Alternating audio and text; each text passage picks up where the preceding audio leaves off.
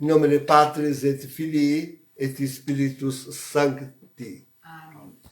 Estamos então, caríssimos, na quarta-feira da segunda semana depois da Páscoa, celebrando São Cleto e Marcelino. Dois papas dos primórdios da Igreja, do tempo da perseguição. É dito, é profecia, que nós sofreremos a perseguição. E, com certeza, ela vai se acirrar muito quando chegar o anticristo. Né? Se a igreja já está em demolição, quando ele se apresentar, tudo se tornará muito pior.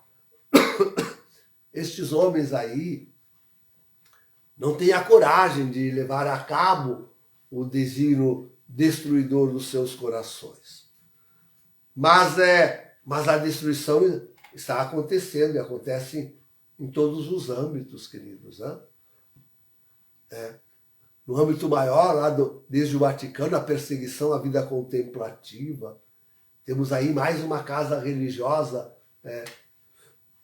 E o motivo sempre é este, isto é, a tradição, a fidelidade à fé da igreja.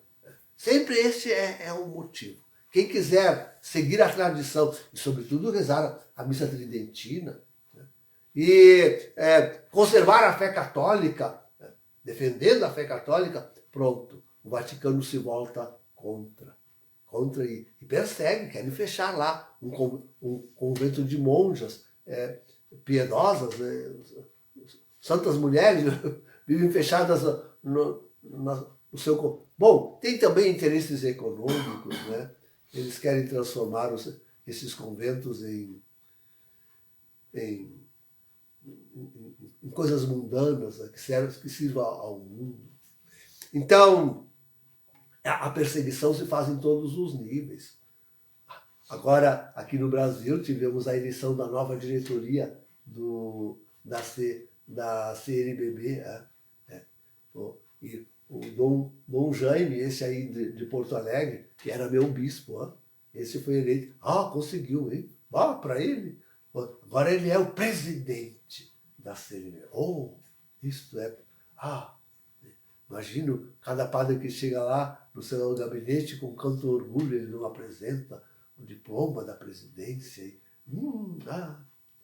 Então, mas já começam sim, também começam a perseguir, sobretudo aqueles que...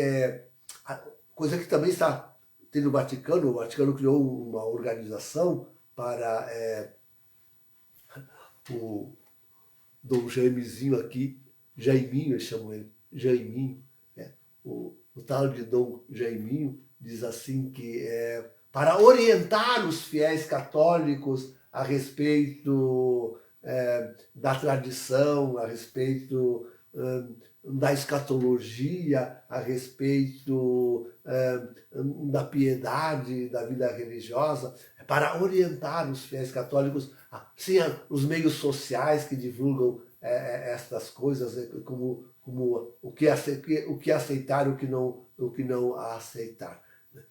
Palavras aveludadas para dizer que nos perseguirão a nós.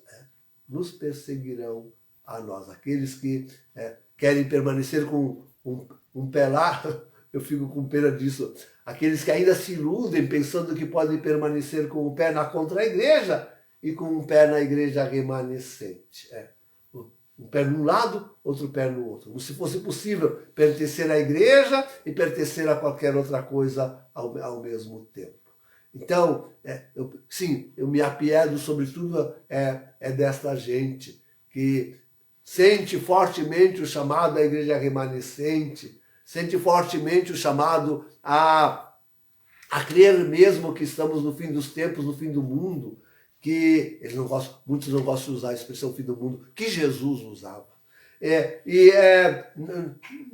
Muitos daqueles que entendem que a reforma litúrgica, o Vaticano II e tudo isso, afinal, trouxe prejuízo à fé, à religião. Muitos daqueles que entendem que existe sim uma igreja remanescente, mas querem permanecer com o pé aqui e outro acolá.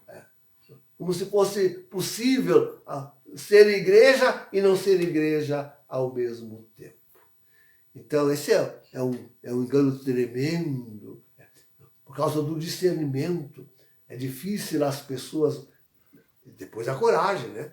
A coragem de sair, de abandonar a contra-igreja para ficar na igreja católica, na única igreja de Cristo verdadeira.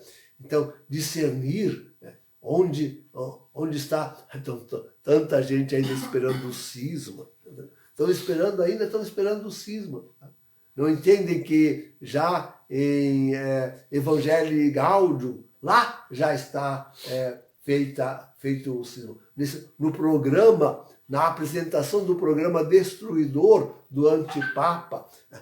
Aliás, já na eleição, agora não sabemos, fraudada, fraudulenta, já na eleição, na usurpação do trono de Pedro, já temos aí pronto, é o cisma. Já temos aí a contra-igreja. A contra-igreja nasce exatamente aí. Depois se trata simplesmente de um plano louco de destruição. Depois se trata somente de uma investida tremenda contra a doutrina. Depois se trata simplesmente de um desmantelamento de toda a disciplina, de toda a moral. Só isso.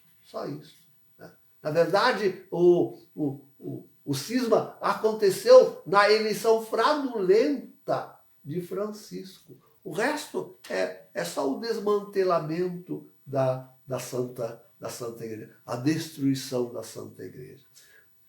A nós, queridos, desculpe, mas a nós não abala, né? Nem o Vaticano, né? Nem a CNBB, muito menos a CNBB, né? A católico brasileiro, a CNBB, há tão poucos católicos brasileiros, a CNBB diz alguma coisa. A CNBB, para a maioria dos católicos brasileiros, é um conselho para fazer o contrário. E se ela descuida com aquilo, então aquilo é uma coisa que deve ser apreciada. A CNBB é desprezada pela maioria dos católicos. Ela vai destruindo a igreja. Sim, com certeza muitos fiéis alguns fiéis acabam caindo. Não digo muitos, mas alguns fiéis acabam caindo. Mas e isso é muito tremendo, muito terrível. Mas a grande maioria dos fiéis não dão mais autoridade alguma à CNBB, à sua presidência. Não dão mais, há muito tempo não dão mais autoridade alguma. Não seguem mais as suas linhas pastorais. Né? Então, é um fantoche que está aí só para a aparência. Né? E isso lhes importa a esta gente. O que importa são títulos, é aparência, é carreira. Esse Jaiminho é um carreirista, né? Um carreirista de marca maior. Né? Quer chegar a cardeal, senão a algo maior. Né? Senão a algo maior. Então, mas é o sofrimento da igreja. Já está aí, queridos. Não há que esperar perseguição para o futuro, né? Para o anticristo. Né? Já está aí. Né? A perseguição já está tolhendo muitas almas, né? Perturbando muito a vida de religião. Né? Está destruindo, sem dúvida nenhuma, está destruindo aqueles que, afinal, pensam poder manter o pé num e noutro lugar, numa e noutra igreja, na Igreja Católica e nesta contra-igreja. Em nome do Pai, do Filho e do Espírito Santo. Amém. Amém.